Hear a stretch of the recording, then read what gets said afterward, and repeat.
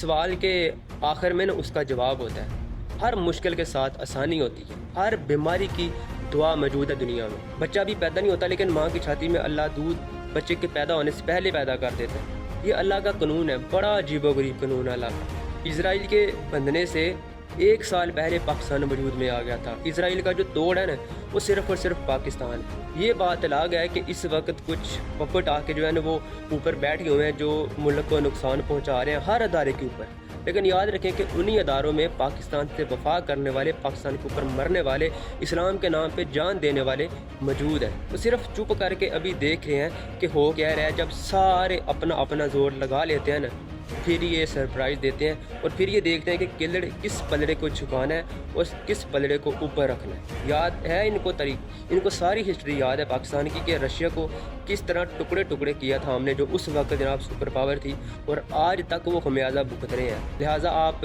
نا امید نہ ہوں، مایوسی کفر ہے۔ یہ بات ٹھیک ہے کہ کچھ لیڈر، بلکہ لیڈر تو نہیں ہم ان کو کہہ سکتے، کچھ پپٹ احمق قسم کے لوگ اوپر آ کے بیٹھ گئے ہوئے ہیں جس کی وجہ سے ملک اور عوام جو ہے وہ بدنام ہو رہی ہے۔